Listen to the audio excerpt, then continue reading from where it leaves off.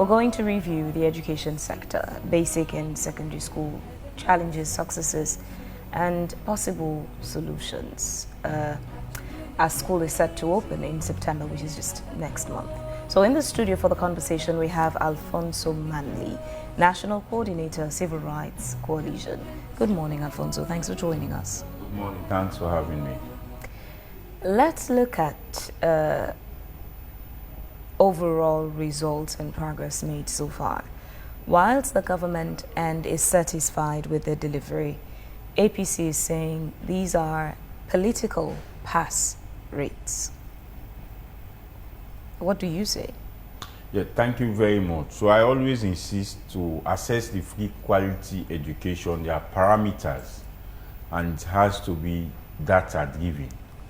I do not want to assess the free quality education using political rhetoric. They have their own political game.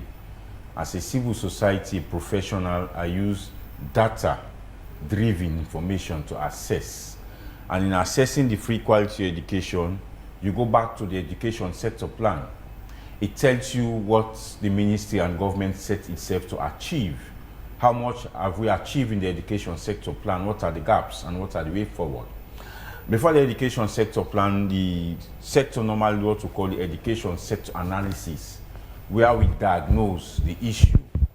You know, in 2028, August 20, when the free quality was launched, there was an education sector plan that's supposed to end in 2019.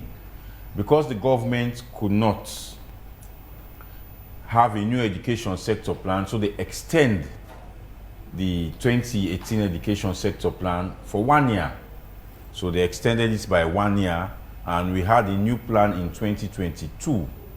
In this plan 2022, government sets about 9 targets, 9 objectives they want to achieve in the education sector.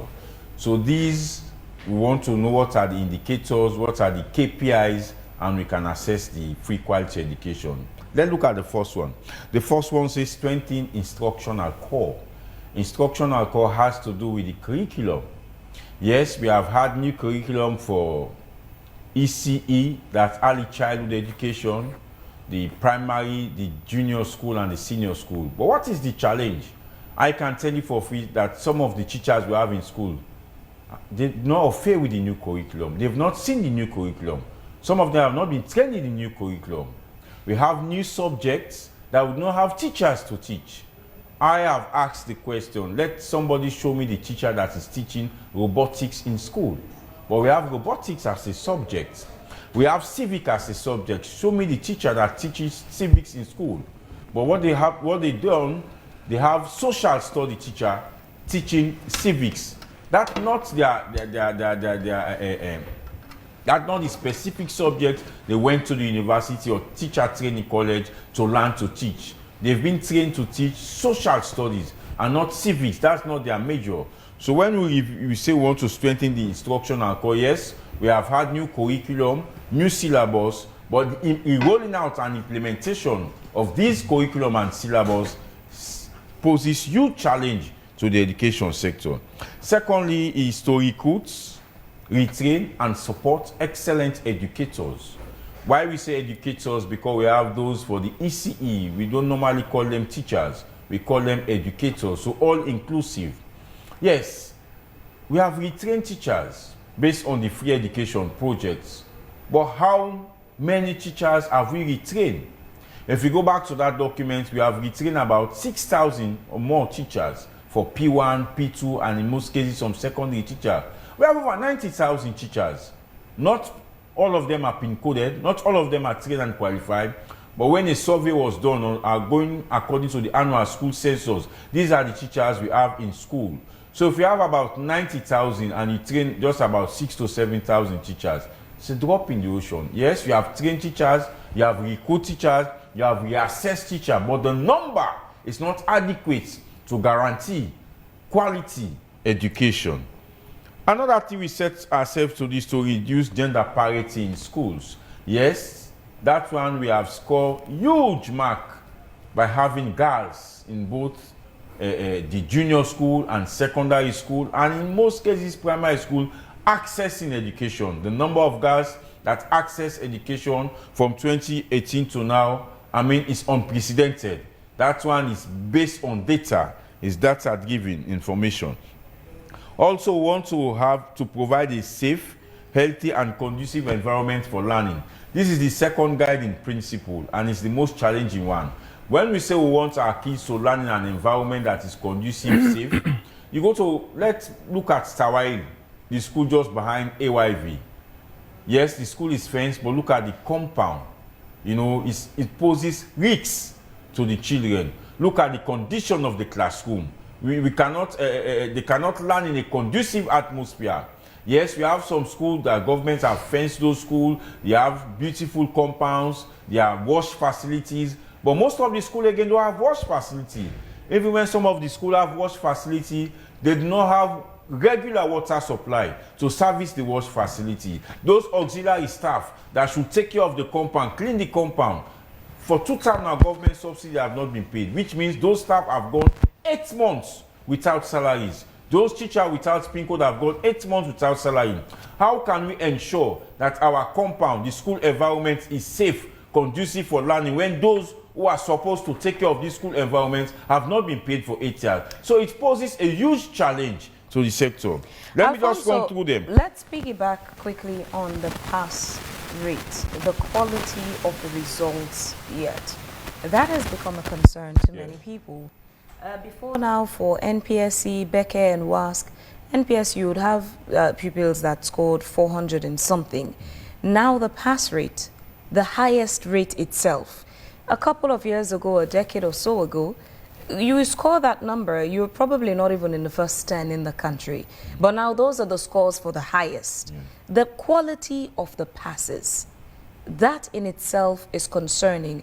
Why do you think this is what we're delivering now? So that's a concern we also have as civil society. The issue of examination malpractice is rampant. I will say this without any fear or favor, and it's a network of all education stakeholders, including parents themselves, who pay for their children to have better grades. Some of these things, I mean, we do not have the direct evidence, but I mean, logically look at them. You will have somebody who came first in Becker a couple of years ago, sat to the grammar school entrance exam and could not make it. And I called the principal, say, but civil society will not go this now, the media, they were both timid for the exam. Which other exam is more difficult than the Becker examination? You passed the Becker with flying colors. You came first, the entire country. And you sat the entrance exam for the Sierra Leone Grammar School. Similar question. Under strict supervision, you could not make it.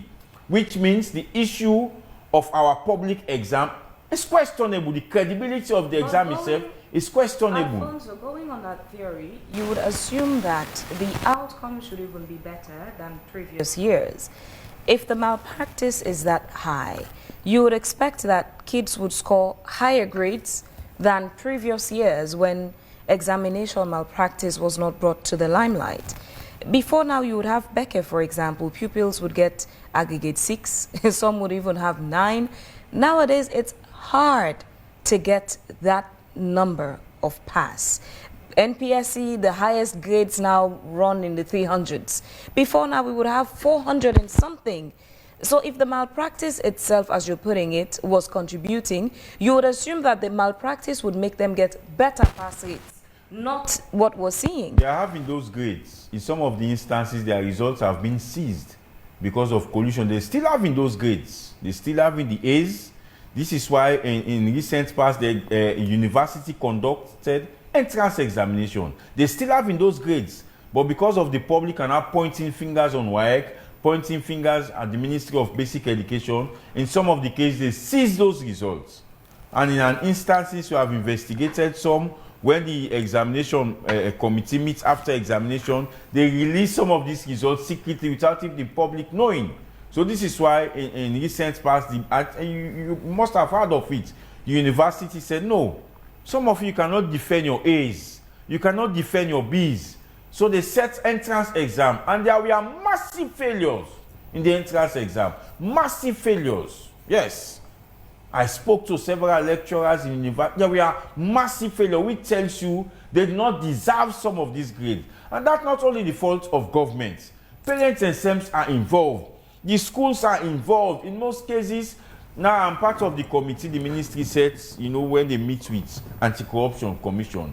Anti-Corruption Commission have all of those evidences, the phones they seize, teachers who have confessed. They have this network. For instance, in some districts, what they will do, they will delay the exam by 1 hour. Within that period, a teacher will answer all the questions and send them. They have a forum, 2023 was. Send all of those information via. So they all write the same thing. And in most cases, they will seize those results because of what is collusion.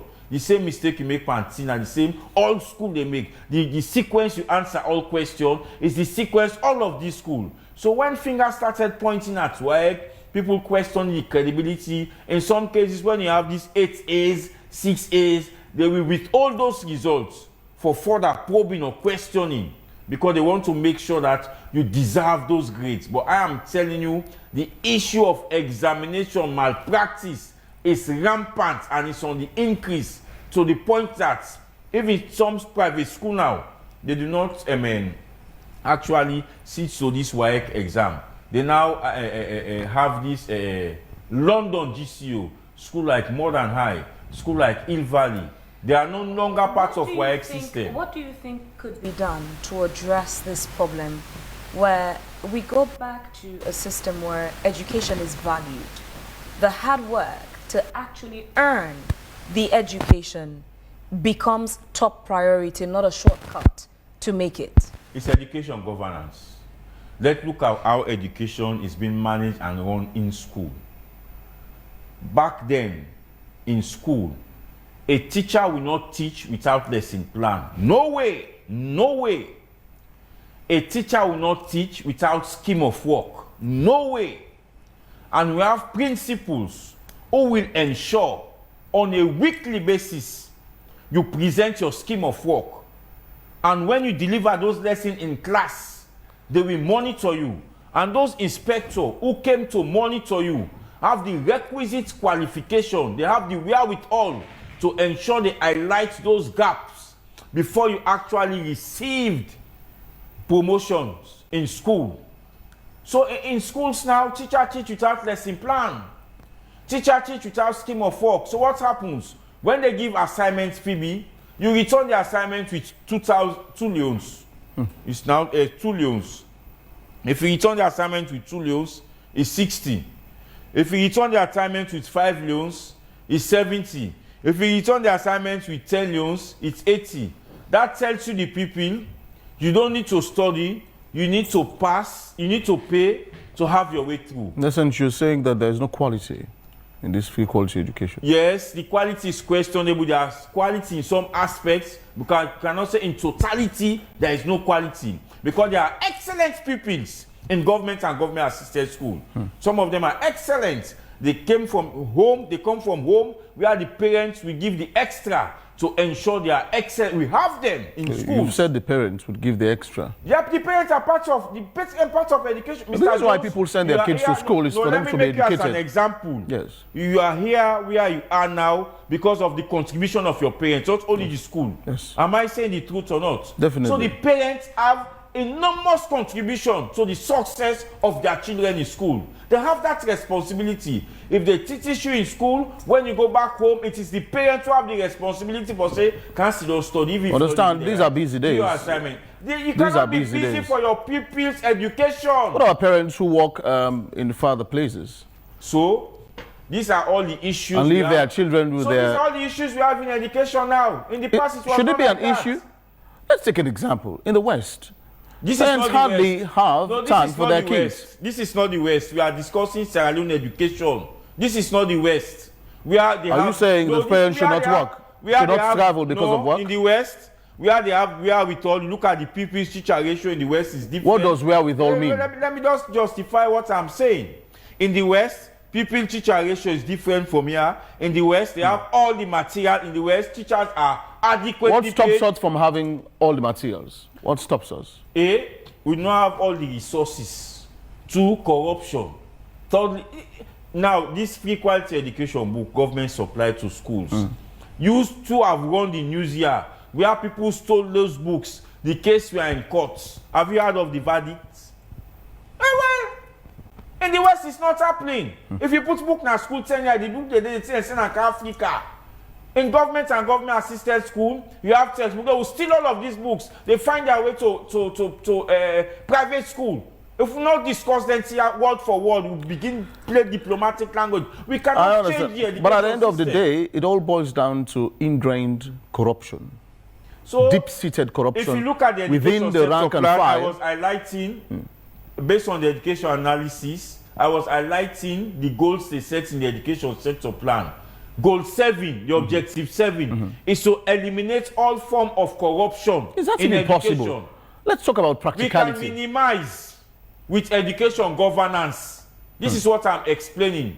When you have a school system that is monitored by those who should monitor them, and those who should monitor the school have the requisite materials. Firstly, you have those crime officers, they have cluster school, they don't have bikes, they don't have computer, they don't have what it takes to monitor. So how do you expect them to monitor? You see, Alfonso, do you think we have the right people in the right places at the moment? It's when it not comes the to right people in the right places. No, the They reason are- I'm saying this, they are a while qualified. ago, No, they are qualified. but wait, a while ago, we talked to Mr. Mew, Principal Emeritus, one of the best academics or educators we have in Sierra Leone. The guy said that before now, it is only people who had gone through the ranks in the education sector that would be employed, even by the Ministry of Education. People who served as principals, school administrators, people who are themselves extremely educated. These are the ones that perhaps the ministry even would employ. But these days, it's not the case. No. Most of the people who are there, let me he respond. argued, are No, you have there. something against the minister. Let me respond to that. He has please. something against the minister. Yeah, let me respond to that. This Firstly, is a very huge allegation. hold on. Okay, go I've ahead. been in several school board with Mr. Me. Hold on. Go ahead. I'm Thank you listening. very much. Thank you. Firstly, Mr. Me was a principal at the government local secondary school. Yes. All of the, I listened to his program. All of this game, he highlighted here. Now in lesson, Sylvic, we are the very first pupils. Not in school, oh. If get any result when I 1 digit, he can challenge me on that. Sorry to call the school, but I want to set the record straight. All of this he highlighted as he being the best teacher. He did not display in school, but his private lesson. Where we interacted at those coming from the Sierra Leone Grammar School, Albert Academy, XYZ. When I start to the GCO level, I have 1 in business method. And he taught me business method. At lesson level, not at school. So must get that. So you should have asked him what were his successes in school. Which problem do you think the man has with the minister you said? That's the bone of So the contention here. ministry remove him from all of the boards he was serving. And these are issues I don't want to discuss here, but I'll just say he was removed. So you have this kind of say, no, why should I be removed? But there were complaints coming in. Leave the studio now. After a year, just go to Tawail. We are in Tawail board. And you ask the principal why he recommended for him to be removed from the board.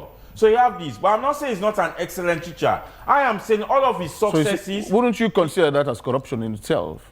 Listen. Perhaps he was too thorough. That's why they opted for him to be removed. Don't you think so? No, sir. No, sir. What's the I've become case part then? of some of these boards. What's the case then? No, I would not like to discuss them here. Yeah, well, why not? No, I know. I Is it a would secret not like. society? I have the right to say I do not like to discuss some of these issues. Yeah, I have the right. Is it a secret society? I have the right. But you're serving the some public. Some of these things are in writing. They are with the Ministry of Basic Education. They have the right to make this public and not me. That's not part of my job. No, That's but not part of the monitoring. you were making arguments that Mr. Mew said all of those things because he had a grievance for the minister. Yes. And that's what you were trying to defend. And I didn't bring this up. You did. Dive, you can go to the ministry. I've also given you Tawail as an example. You can Isn't talk to it the ministry, true just that over- these days people are employed based on political connections? Now, Are you disputing that fact? I'm not disputing that, but again, education to achieve all what you should achieve is collective responsibility. Yes, there are political employment in the ministry. For instance, you have the political wing of the ministry, which is the Free Quality Education Secretariat. These are political employments. Right. Before now, it was not like that. We had no secretariat. We only have the civil servants. Right. And what used to obtain then, yes, those inspectors of school, that department has been transformed now to quality assurance and monitoring, the SQAMS. It was, before now, it was the inspectorate division. Well, even the TTIs, the SLT, they are now questioning this distance education. Somebody will sit at bond doing distance education, and that somebody is qualified to become a teacher, and that somebody become a teacher cannot prove himself in the classroom. These are all the issues you have in education. Not your government, a trained teacher. Now the TTIs are in one of the meetings these days with SLTU. They question the issue of distance learning for teachers. Alfonso, We have meeting Magai that should train teachers, focusing on trained teachers. That issue has been transformed to a university, focusing on some other areas. We know meeting Magai, where Mr. Mew studied. All of those excellent teachers, they should, that institution should focus on training teachers. When you have this new curriculum, we have robotics, we have civics, we have pure maths, we have additional maths. They should train teachers. Alfonso, aren't there no other institutions training teachers currently? They are. But what is happening in the field today, before now, when teachers they are qualified, they have their HTC, they can teach at all levels. So if there are still other institutions teaching and training teachers, I just want to lay the basis so the public understand. Why is it such a big deal that Milton Magai has been converted? So let me just lay the basis. Before now, when you are trained as a teacher, you have HTC. You can teach at all levels in schools, and you're an excellent teacher. But now they have the competition. All of them want to have degrees. So when you have this HTC, they think it's inferior. So all of them now want to have degrees, want to have BEd, What's wrong masters. with wanting to have a degree or master's? It's not wrong, but I am saying when somebody have HTC, you are a solid teacher, you are able to teach at all levels. Go back to those teachers, Mr. Mew, while he was teaching, he was an HTC holder. Solid teacher, solid examiner. Yes. So when you have HTC back then, you can teach at all levels. Now they look at HTC as an inferior qualification. That sounds like and that should not be the case. That sounds like a problem that can be addressed by a policy. Is there a policy that says to be a teacher, you need to hold a HTC? So what I know and what we pass through is when we have our teachers in school, you have TC, these are for primary school. You have HTC for secondary school. That's what I know. So I'm asking, is there a policy? There is no policy. Do you think that policy needs to be introduced? That to teach, you need a TC or HTC? No, you cannot teach without a teacher qualification. This is why TSC will not give you PIN code if you don't have teacher qualification. Even when you have your degree, they will encourage you to go and do so this is what I'm saying. It's still left on negotiation. Because I asked you, is there a policy that says you should? You said no. There is a policy. If you do not have teacher qualification, you cannot be employed by TSC. We have that policy. So which means the assumption is all the teachers currently on government PIN code are people with either TC or HTC. Yes, and some of them have actually upgraded themselves with But you presented a case that is not true. That you're saying most of them don't have a TC or HTC. I'm not saying that they have degrees as an and masters. inferior qualification of late. Listen to me, please. Why would they? Thank you. What I said when we are in the classroom, our teachers have TC and HTC. They can teach at all levels. Let me repeat myself. But currently, they are looking TC and HTC as an inferior qualification. And they're going for degrees and masters. Thank you. So it still leaves us with your submission is quite contradictory at some point. It's not. So they look at it inferior. It's not contradictory. So when you say they look at it inferior, does this mean you're saying they're not obtaining it? Good.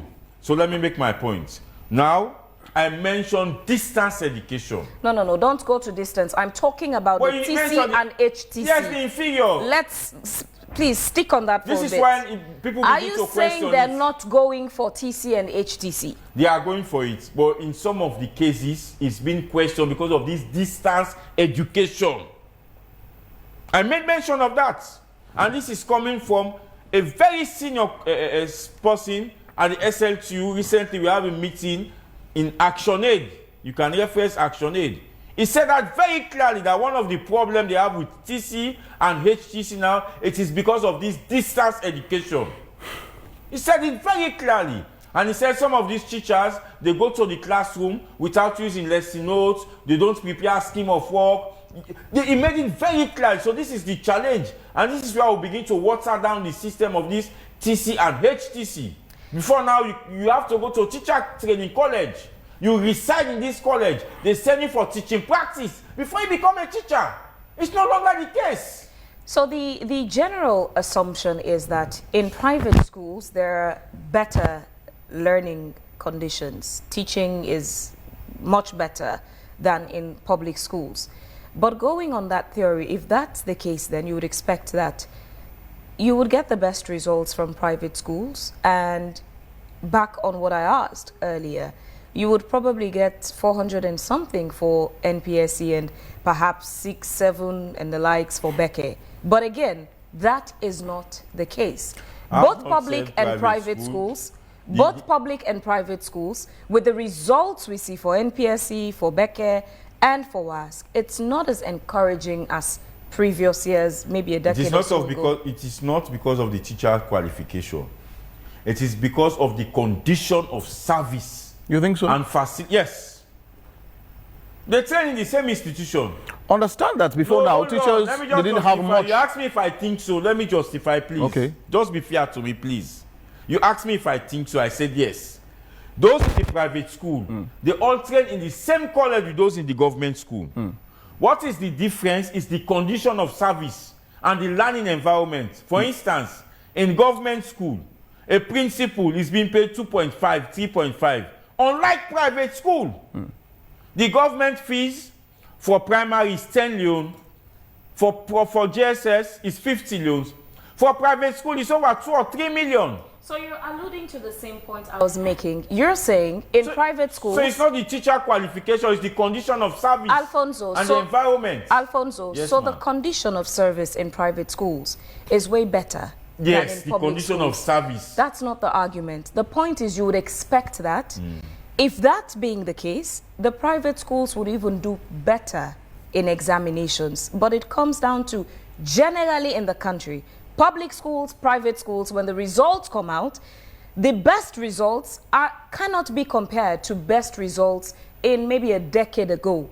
Yes, the pass rates are lower. So all the problems put forward are problems with mostly public schools. But how do you justify that private schools can still not be able to produce 400 and something in NPSC, aggregate 6 or 7 in Becky, and so on in WASC? How do we justify this as a country? My sister, some things are better left unsaid. Say, please, say. No, hold on. Some things are better left unsaid. We used to have a popular journalist. He's not a politician. Who? Normally says, if you know, waiting and know. David Tambayo? Yes, some things are better left unsaid. Even some of these results you see from the private school, this is why I say some things are better left unsaid. So if we leave some things unsaid, how can we make progress as a nation? If the media and CSO are having a conversation and they're saying some things are better left unsaid, how do we fix the problems? 2 years ago, a private school came first in the Becky. That student sat to the grammar school exam. He woefully failed. Some things are better left unsaid, please. Now you're talking about quality of the quality of teaching and conditions of service, by the way, for these teachers. What I wanted to point to is this. Before now, teachers didn't have much. Yes. You are perhaps, if you say, the poorest people in society. Yeah. Guys like Mew, that you are castigating before now. I'm not castigating. I'm just making a basis. No, please, can you... now... No, please, before I continue this program, don't say I'm castigating. No, please. But you said the man had some problems. That's not castigation. So he shouldn't be talking like that. That is not castigation, please. Please, if you cannot withdraw that, I will not continue this program. That is not castigation. Oh, you castigated the man. No, please. No, you didn't even allow me to learn. You said the man had problems with the Minister of Education. If you not withdraw that statement, I cannot continue. With all due respect. Why would you say that? I will not continue. Alfonso. No, I did not castigate. No, you made a basis that I set the record. The man shouldn't speak. No. It's different from when you castigate somebody I set the record straight. And those with back to facts and evidence. I said, ask Mr. Mew, those successes is at school level or at his lesson. It's not castigation. If you cannot withdraw, the man was pointing to the quality of education. No, and you were saying it's not castigating. That he shouldn't say that because he had problems with the minister. So that's not castigating. Okay, sorry. So that's not, if you cannot withdraw that statement, I will not continue. No, Alfonso, take a minute. Hold on. No, you please, hold on. please. Take a minute. I will not answer any question. Hold on. I will not answer any question. Alfonso, would you like to conduct yourself in the studio? Equally should conduct so himself. Hold on. What did I do to you? The word castigates. Let me go to the dictionary and read out the meaning for you. If you could calm down for a bit. Castigate has many meanings. It says to reprimand someone severely.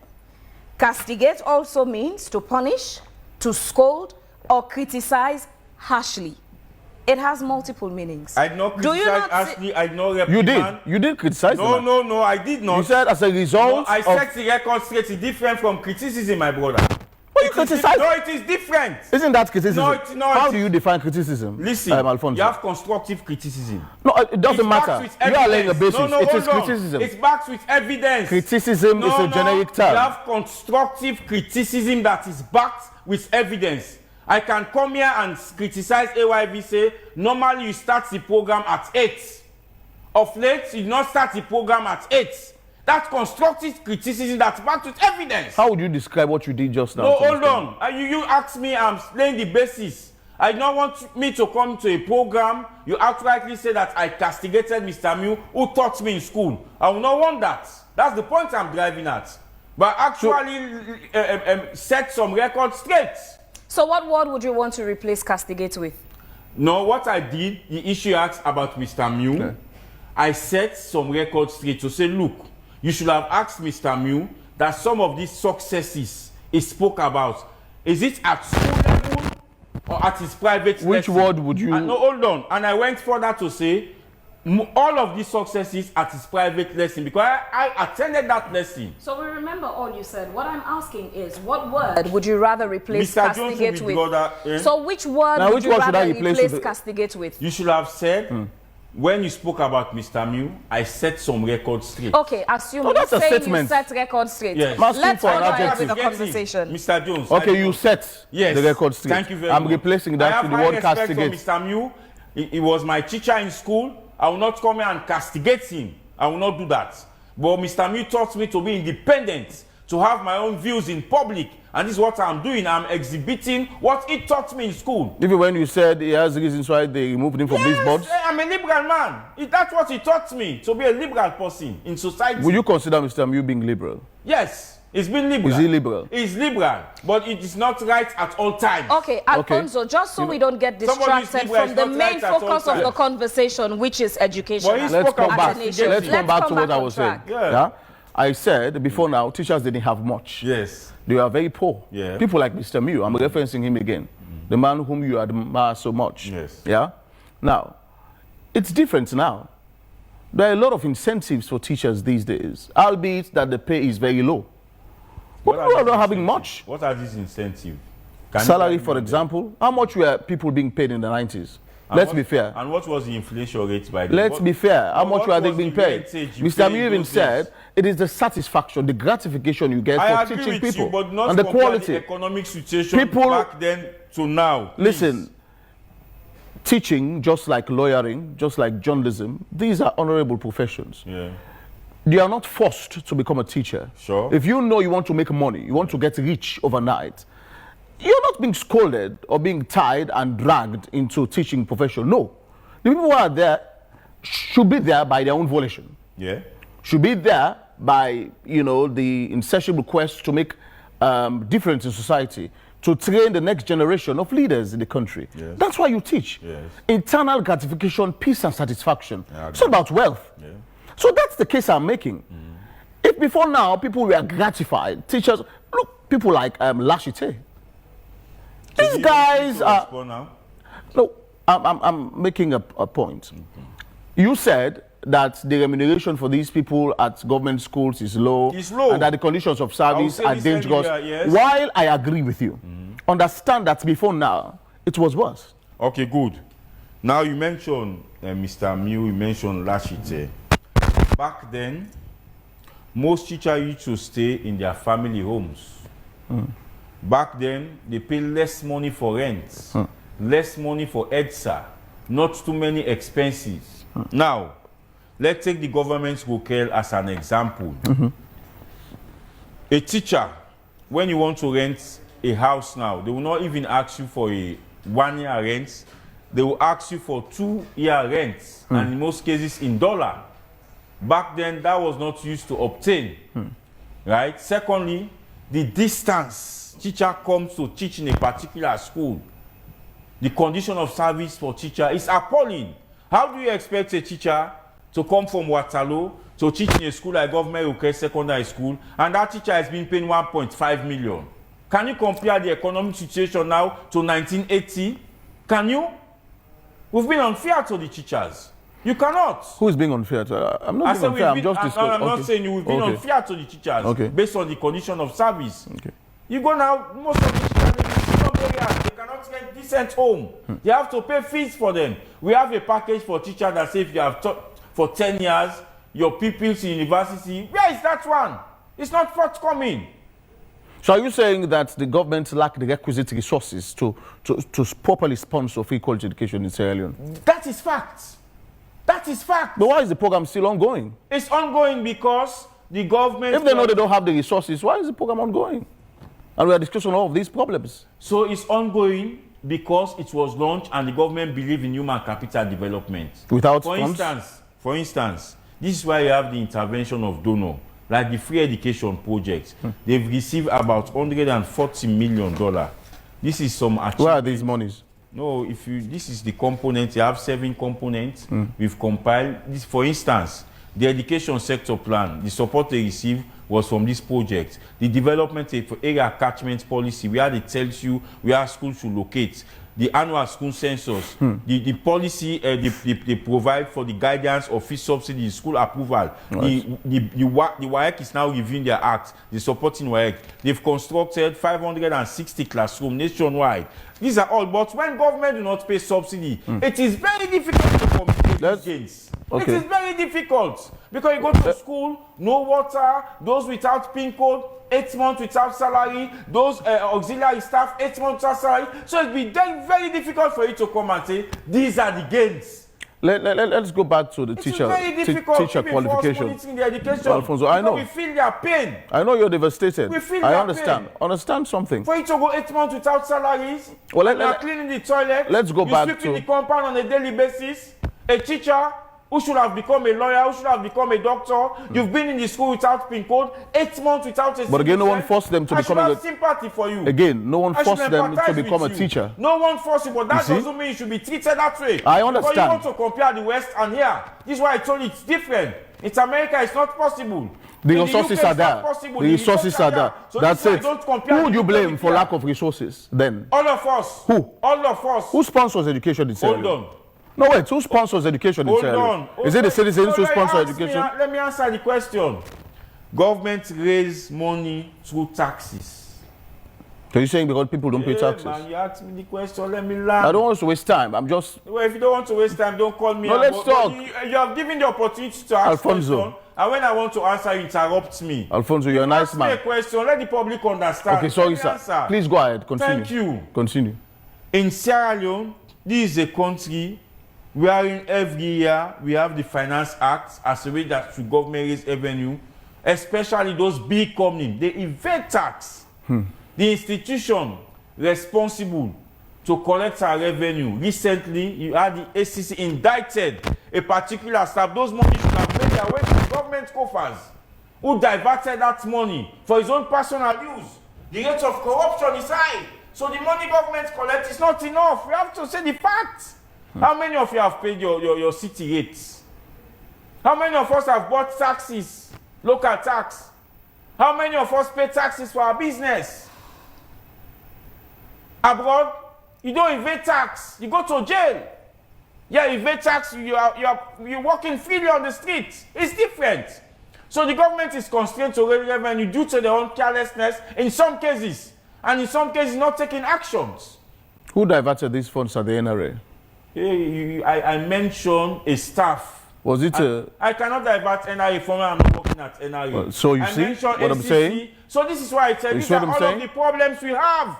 So we could not collect what we're supposed to collect. Let's go back to this qualification thing. You talked about teachers wanting masters now, PhDs and all of these kinds of things. Which is not bad. It's not bad, yeah. Yes. But what I've observed, I want to pick your brain on this briefly, is this. You see, people have this voluminous appetite now to own papers, qualifications, yeah? It is quite different from being competent. And I think your problem lies with competence and not qualification. Yeah. There is a very, very huge disparity in these two things. Do you think people are competent these days? How would you rate competence versus qualification in Sierra Leone at a time when everyone wants papers now, wants degrees? When you are in the classroom, what makes you a competent teacher is when you follow the rules in the classroom. One, okay. When you teach, you must teach with a lesson plan. Even if you have 30 masters, a teacher who goes to the classroom without a lesson plan cannot deliver the same kind of lesson with that who goes. So if you are competent, you teach with lesson plan. If you are a competent teacher, you should have a scheme of work. Mr. Jones sitting. I know your parents, either your mother or your father was a teacher. Yeah, my mom. If you don't stay in a house, they make scheme of work. They teach with lesson plan. Definitely. Good. So he's a competent teacher.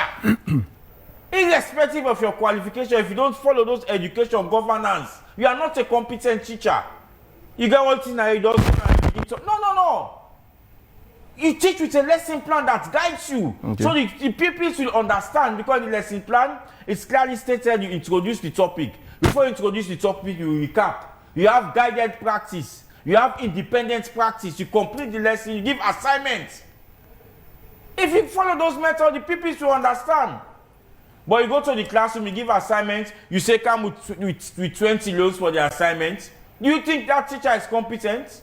Do you think that teacher have integrity? No. So these are the issues. So this is why I said the problem we have in education is all of us, parents inclusive. You have parents who are willing to pay 1.5 million for a camping, but they are not willing to pay 50 million school fee. They will not send their kids to school. This is why the government came with free quality education. But they are willing to pay 1.5 million for their kids to go to camp to exhibit examination malpractice. Alfonso, we're trying to round off this segment of the program. In summary, recap, what do you think should be done to improve education and learning outcomes in Sierra Leone? Thank you. Firstly, let's talk about the resources. Governments, as it's happening in Ghana and other places, and we have suggested this, you look at the predictable revenue sector. We have the petroleum, we have the telcos. Revenue coming from those sectors, you can set aside 2%, 3% on a monthly basis, or how they come. As I'm talking to you now, this program, people are now buying fuel in fuel station. Predictable revenue station. People are making calls. So you set aside those money, ring fence them. Only the purpose to service education. That's one. Secondly, we must capacitate the TTIs, teacher training institution. If this institution is to train teachers to become a better teacher, let that institution have all what it takes to train our teachers. That's the second aspect.